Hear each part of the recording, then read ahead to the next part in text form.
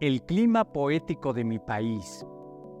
Conferencia ofrecida el 27 de agosto de 1973 en Bogotá, Colombia, por Alejandro Aura.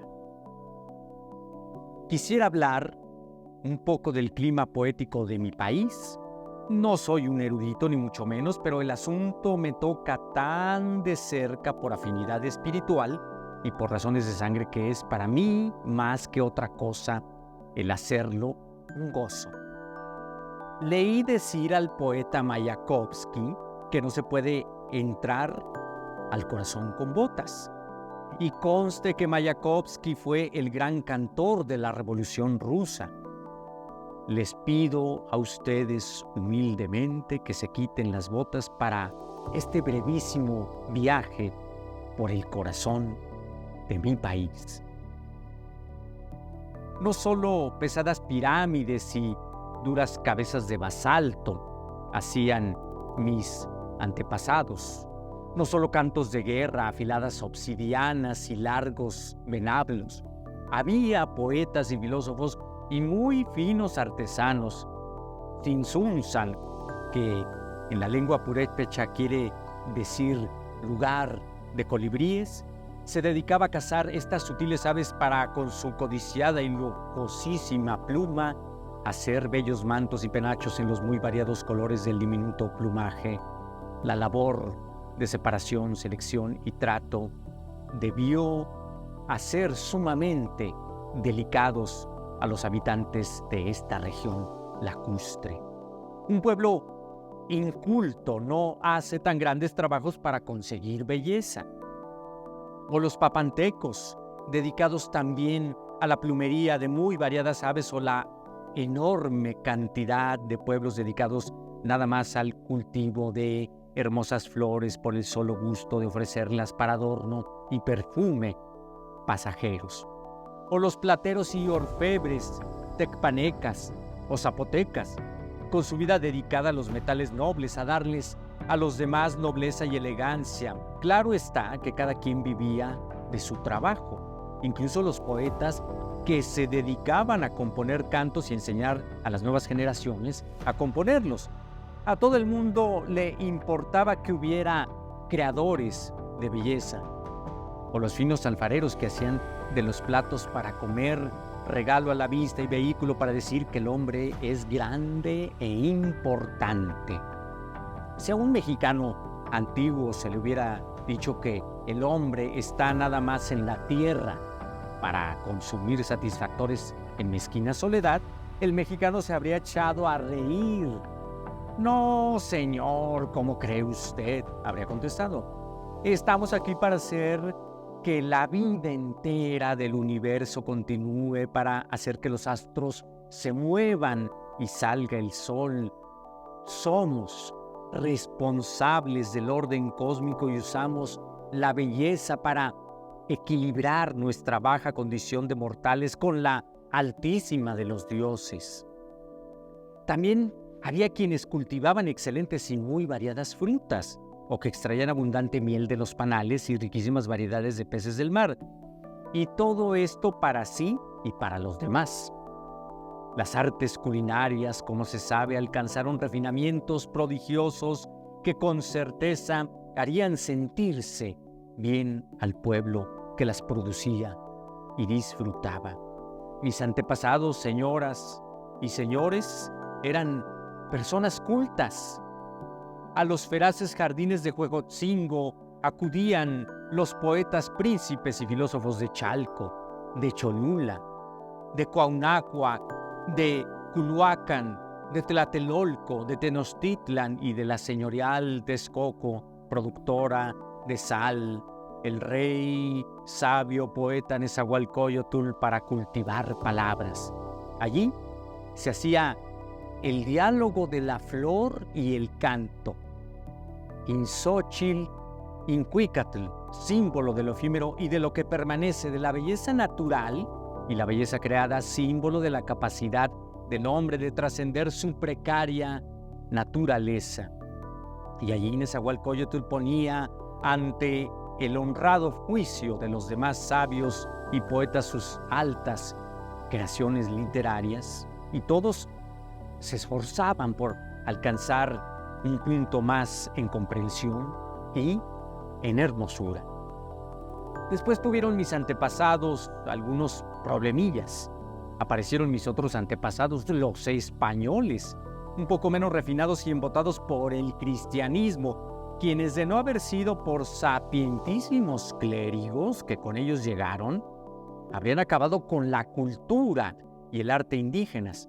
Por fortuna, estos religiosos no eran tan salvajes y se dieron a la humana tarea de conservar unos y otros, de impulsar las artes y artesanías de los conquistados. Felizmente, entre los vencidos hubo sabios y poetas sobrevivientes. Es cierto que los españoles no entendían muy bien el sentido de las cosas de los naturales. Todo les parecía exótico y, en no pocos casos, ofensivo a Dios. Pero hay que hacerles justicia, pues también hubo brillantes humanistas. Además, tengamos en cuenta que acababan apenas de librarse de una conquista de muchos siglos y debieron haber tenido aún enorme violencia contenida, una furia en su punto, rabia triunfadora y prepotencia de héroes. En fin, que el cultivo de la belleza, aunque se tambaleó, salió fortalecido. Poetas, historiadores, catedráticos brillantes a lo largo de toda la colonia.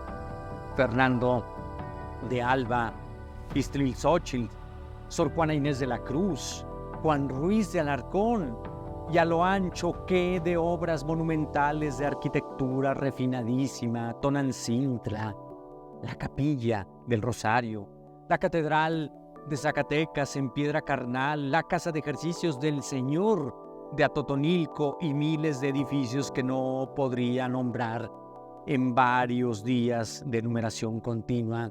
Y qué desarrollo de las artesanías: la cerámica de Puebla, la plata de Taxco, el cobre de Santa María, los textiles de Tlaxcala, en cada parte, en fin, del enorme territorio, pueblos ejerciendo su antigua y renovada costumbre de crear belleza para la vida cotidiana.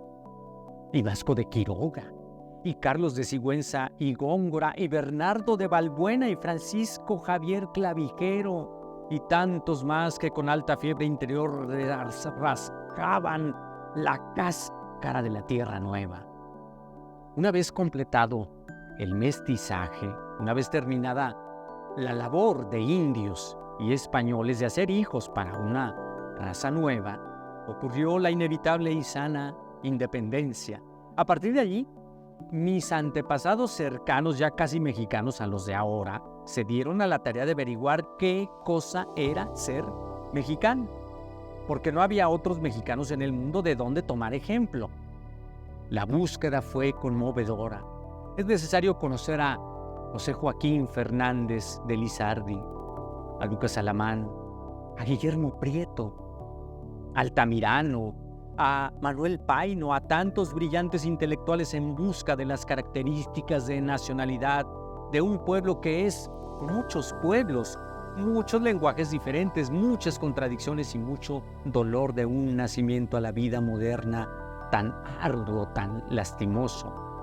Un siglo para comenzar a rescatar lo escondido de las antiguas culturas y para asomarse ya en forma independiente a la vieja Europa. Enorme mi Manuel José Otón, mi amado Nervo, mi Salvador Díaz Mirón, altivo y militante, un siglo apenas antes de la gran revolución que permitió a mis antepasados inmediatos, a través de una conmoción terrible, reacomodar antiguos valores y poner en ejercicio los nuevos descubrimientos. Una revolución que nos permitió por fin, en forma intensa, comenzar a ejercer la nacionalidad mexicana. Allí viene ese desbordamiento de arte e inteligencia. La Escuela Mexicana de Pintura, la novela de la Revolución, las grandes investigaciones científicas e históricas y antropológicas, Carlos Pellicer, Ramón López Velarde, Javier Villaurrutia, Justo Sierra, Antonio Caso, Alfonso Reyes, Lázaro Cárdenas, Ángel María Garibay, José Gorostiza y Rufino Tamayo, y Silvestre Revueltas, y Octavio Paz y el poeta Efraín Huerta, ya mexicano sencillo y completo, y tal florecimiento, en fin, que hace en mi país la rica y honesta labor de ayudarnos a ser nosotros mismos. Pero además de esto, mi país, amigos, es un país que se ríe. Mis queridos y antiquísimos antepasados dejaron a manera de fortificación espiritual unas famosas figurillas de barro que todos ustedes han de conocer como las caritas sonrientes. Tenemos también una lírica popular abundantísima en giros y alusiones de humor, y asimismo mis antepasados españoles dejaron en Quevedo y en Cervantes altísima muestra de lo que significa para un pueblo la risa. Tenemos mucho humor negro, heredado de ambas partes, pero también mucho humor blanco, sacado de lo que nosotros hemos dado en llamar el gusto por la vida. Somos un país lleno de sombras, voluntarias e involuntarias, y con un sentido muy desarrollado para captarlas, disfrutarlas y propagarlas. Me imagino que suena todo esto a demasiado amor. Cúlpese de mi nacionalismo, a todo lo que he dicho, pero principalmente a todo lo que no he tenido espacio para decir. También quiero pedir a ustedes, tengan muy presente que solo he aludido al clima poético de México y que todos sabemos bien que no solo de versos vive el hombre. Señoras y señores, en mi país ha habido siempre abundante poesía, no solo escrita, pero sembrada, saboreada, edificada, pintada, puesta encima, cantada. Es bien sabido que en México es un país que canta. En México llueve poesía y hay frondosísimos árboles de versos, de donde los jóvenes tomaron las frutas que pulimos y cultivamos a fin de encontrarles la semilla que hará posible que la belleza continúe su noble tarea de hacernos dignos seres humanos.